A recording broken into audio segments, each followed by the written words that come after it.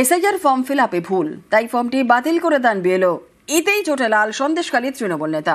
অভিযোগ, বিএলওকে ফোন করে খুনের হুমকি দেন, বাড়ি ভাঙচুরও করা হয়। শাহজাহান ঘনিষ্ঠ এই নেতাকে গ্রেফতার করেছে পুলিশ।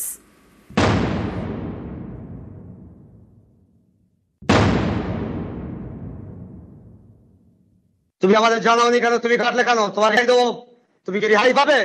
ঘর বাড়ি তো সব ভাঙচুর করে তোর হাত পা কুচে দেবো আমি একদম। তোর রাত্রির মধ্যে তোর ঘর বাড়ি ভাঙচুর করে জয় করতে পারবি। বিএলওকে হুমকি, সন্দেশখালীতে গ্রেপ্তার তৃণমূল নেতা।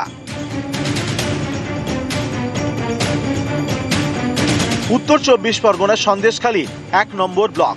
এখানকার বয়ারমারি 1 নম্বর পঞ্চায়েতের একটি বুথের বিএলও দীপক মাহাতো বাড়ি বাড়ি ঘুরে এসআইআর ফর্ম জমা নিচ্ছেন। অভিযোগ, একটি ফর্ম ভেরিফিকেশনের সময় তিনি ভুল খুঁজে পান, পেন দিয়ে কেটে ফর্মটি বাতিল করেন। অভিযোগ, এতে ক্ষেপে যান তৃণমূলের অঞ্চল সভাপতি জামিরুল ইসলাম মোল্লা। তিনি আবার সন্দেশখালীর শেখ শাহজাহান ঘনিষ্ঠ বলে পরিচিত। ফোন করে বিএলওকে খুনের হুমকি দেন। তুমি আমাদের জানাওনি কেন? তুমি কাটলে কেন? তোমার গাড়ি দেবো, তুমি কি রেহাই পাবে? ঘর বাড়ি তো সব ভাঙচুর করে তোর হাত পা কুচে দেবো আমি একদম। সে কেন করলি কেন? কাটলি কেন? ওরা কোথা থেকে কি করে সংশোধন কর, না তো তোর কালকে সকালে জয় করে দেবে, রাত্রির মধ্যে তো জয় করবা। তোর রাত্রির মধ্যে তোর ঘর বাড়ি ভাঙচুর করে জয় করতে পারবি। শনিবারই সন্দেশখালী থানায় অভিযোগ জানান বিএলও। রাতেই গ্রেপ্তার তৃণমূল নেতা। ফোনে পার্টির কোনো হবে এই হিসাবে আমাকে খুব হুমকি দিয়েছে। সেটা আমি আমার বিডিও সাহেবদের সঙ্গে আমি এটা জানিয়েছি।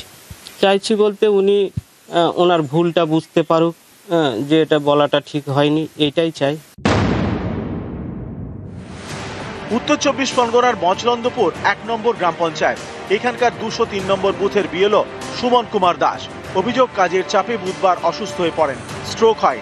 বিএলওকে নিয়ে যাওয়া হয় হাবড়া হাসপাতালে। বিএলওর ডিউটিটা ও পালন করছে, সেই কাজটার প্রেশারের জন্য এই অবস্থা।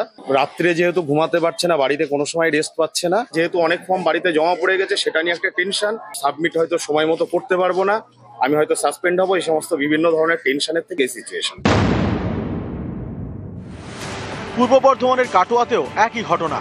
বিএলও সুখদেব দাস রবিবার বাড়ি বাড়ি ঘুরে এসআইআর ফর্ম জমা নিচ্ছিলেন, তখনই অসুস্থ হয়ে পড়েন। নিয়ে যাওয়া হয় কাটোয়া মহকুমা হাসপাতালে। পরিবারের অভিযোগ, এসআইআর এর কাজের চাপে অসুস্থ হয়ে পড়েন সুখদেব।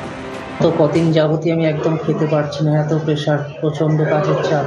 বিএলওর যে ডিউটি চলছে, আমাদের টার্গেট দেওয়া হচ্ছে 150-200, সেটা কালেক্ট করতে আমাদের 6 থেকে 7 ঘন্টা করে ফিরতে সময় লাগছে। তারপরে বাড়ি এসে ডিজিটাইজ করতে সময় লাগছে।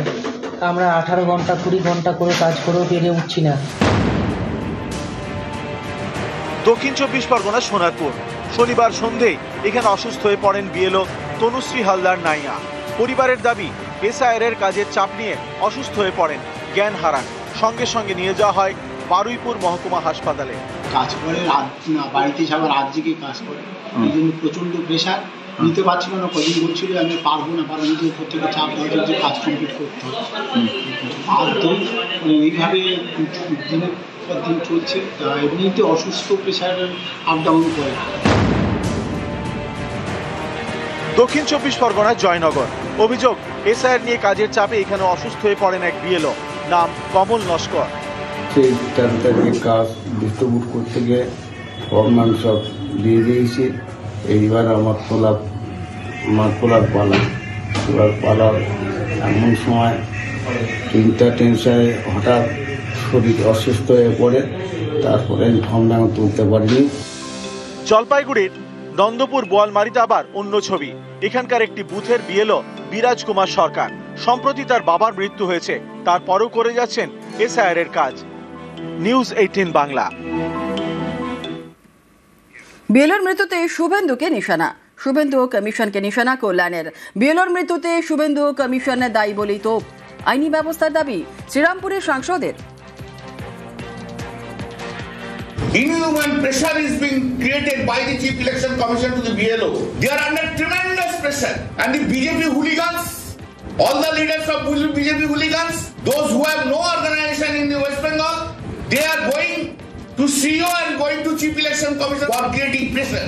Election Commission and the BJP leaders, mainly, Shubhendu Adhikari is responsible for all correct. Criminal proceedings should be initiated against them immediately. কল্যাণকে পাল্টা জবাব বিজেপির। পার্টির চাপে মাথা হারিয়েছেন, যে কারণে ওনার ওখানে যারা স্লোগান দিয়েছিল ওনার পার্টির লোকেরাই মাতাল তোমায় জানতে হবে, আগামীকে মানতে হবে বলে তৃণমূল কংগ্রেসের লোকেদের চাপেতেই উনি আজকে এইসব কথা বলছেন।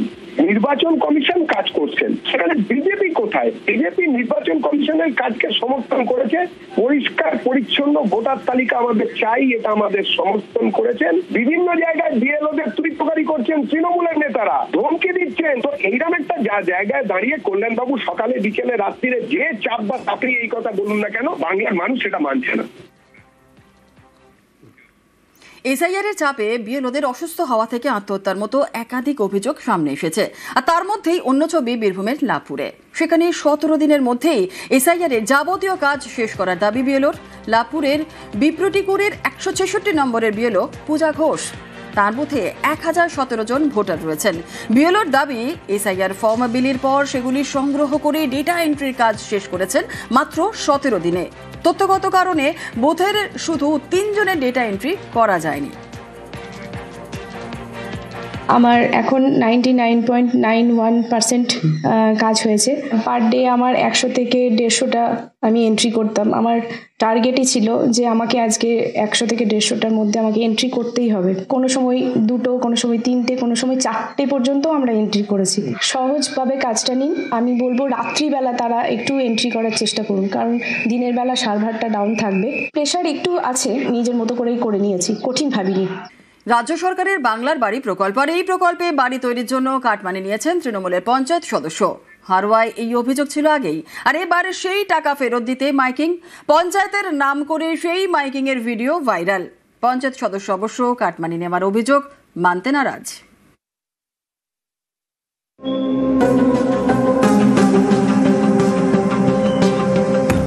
ঘর পাইয়ে দেওয়ার জন্য আপনাদের কাছে টাকা নিয়েছিলেন,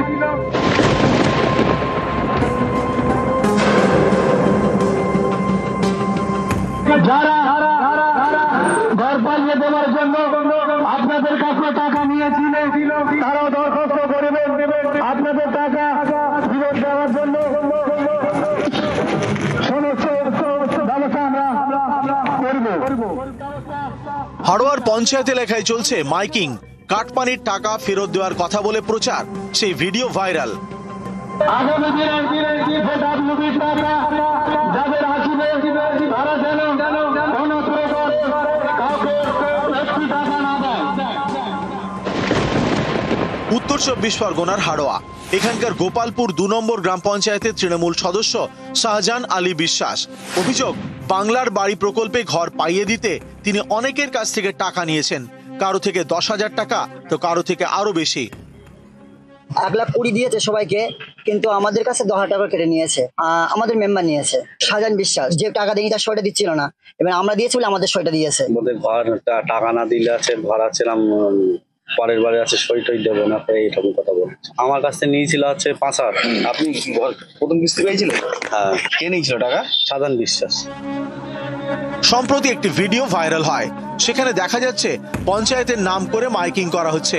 বলা হচ্ছে আবাসের ঘর পেতে যারা টাকা দিয়েছেন সেই টাকা ফেরত দেওয়া হবে। এর জন্য পঞ্চায়েতের কাছে আবেদন করতে হবে। আবাস যোজনা ঘরের টাকা যাদের কাছে নিয়েছিল তাদেরকে অনুরোধ করছি, আপনারা অবিলম্বে দরখাস্ত করে আপনাদের বকেয়া টাকা।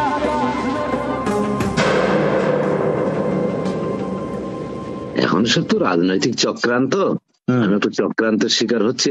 কোনো সাইড দিয়ে মানে কষার চেষ্টা করছে, কষতে পারছে না বলে বিভিন্ন কায়দায় একটা ডিসিশন ওরা নিল। হ্যাঁ, এখন বিরোধী মানে আইএসএফ সব তো যৌথ মিলে চলছে, ওরাই করছে এটা।